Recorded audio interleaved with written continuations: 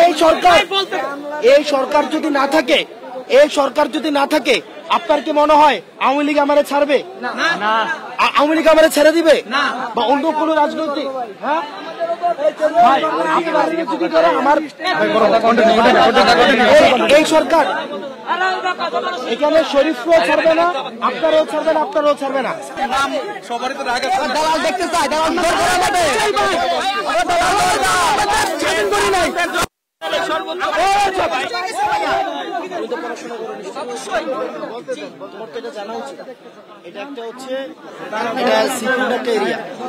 এখানে নিরাপত্তা দেওয়া, এটা আক্রমণ করা মানে বাংলাদেশের আক্রমণ।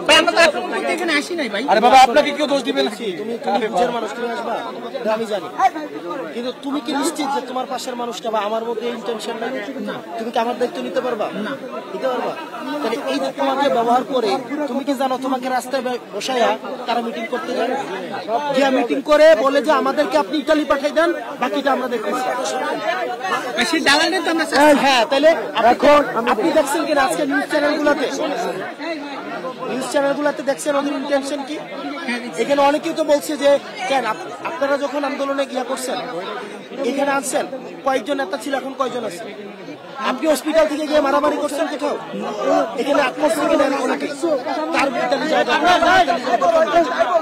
বুঝতে হবে যে আপনাকে কোথায় ব্যবহার করা হইতেছে। এখন সেই জন্য তো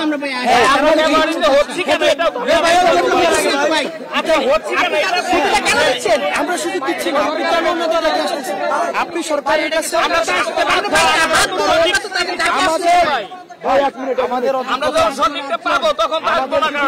আমাদের যদি অযোগ্যতা ব্যর্থতা না থাকতো, আজকে দেখেন যে স্বাস্থ্য আপনার জুলাই ফাউন্ডেশনকে এই যে আমলারা গত 16 বছর ধরে করে নাই, আবার ওরাই আবার হচ্ছে আমাদের সেবা করতেছে। এখন দেখেন যে আমলারাদেরকে দিয়ে এই ফ্যাসিস্ট সরকার ছিল, যারা ভোটের দিনের ভোট রাতে করলো, আবার ওরাই হচ্ছে আবার কি করতেছে এখন আমরা। হ্যাঁ ভাই, আমাদের কথাগুলো একটু শোনো, শোনেন একটু শুনেন ভাই, আমরা তো আপনাদের শোনেন আমাদের কথাগুলো আগে শোনেন, পরে উত্তর দেন। আপনি আমাকে গালাগালি করতে পারেন, আপনি আমাকে ভুয়া করতে পারেন, আপনি আমাকে গালায় পাঠিয়ে দিতে পারেন, এখানে ভিউ বাড়বো, তারপর হচ্ছে নিউজ হবে যে হাসনাত আব্দুল্লাহর ভুয়া বলে তারাই দিলেন। এটা তো অনেক বলে তো ভুয়া হবে, এটা হইতে পারে।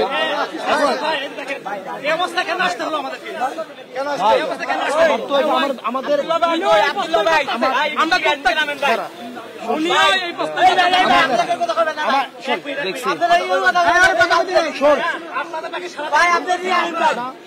আমার কথা শুন ভাই, আমি কি বলছি এটা আমার সফলতা?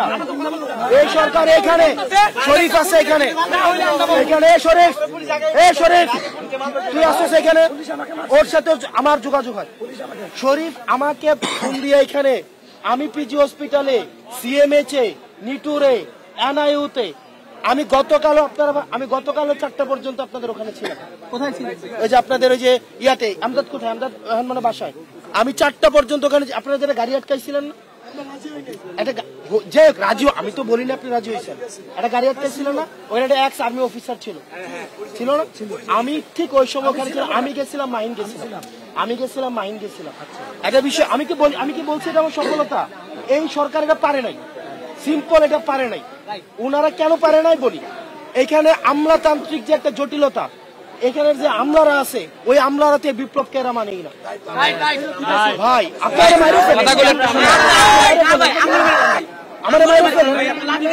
এই সরকার যদি না থাকে আপনার কি মনে হয় আওয়ামী লীগ আমারে ছাড়বে?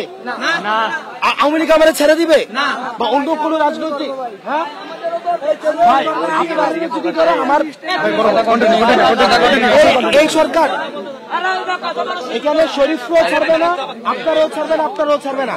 আপনি যে এবং এখানে আসে না যে গণ অভ্যুত্থান হয়েছে, এই যে গণ অভ্যুত্থান হয়েছে, এটাকে তো অস্বীকারও করা হইতেছে না, হইতেছে কিনা ভাই? আমি আপনার একটা কথা লিখে দেই, আপনি আমারে ভাই, আমি পারলে এটা করতে পারি, কি করতে পারি জানেন? কিছু অস্ত্র কিনে আপনাদের কিছু অস্ত্র দেই, আমি নিজেও কিছু অস্ত্র নেই, অস্ত্র কিনা নিয়ে তারপর হচ্ছে এই যে সচিব গুলারে ধরি, এই ইয়াগুলারে ধরি, এখন টাকা দিবি, এটা করতে পারি।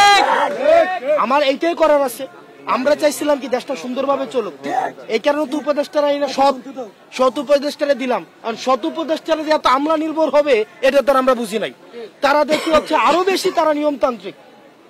নিয়ম কি, একটা স্লিপ একবার দিছে, এটা স্বাস্থ্য অধিদপ্তরকে দিছে, এটা আবার আরে ভাই আমি হসপিটালে ভর্তি, আমার আবার হচ্ছে আমার এসের কি ভাল লাগবে?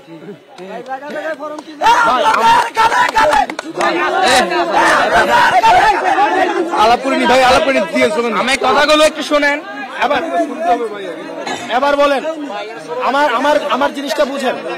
এবার দেখেন, আপনাদের মধ্যে আপনি কি বলতে পারবেন আপনাদের মধ্যে বিভাজন করা হয় নাই? বিভাজন করা হয় নাই, আপনাদেরকে নিয়ে পলিটিক্স করা হয় নাই।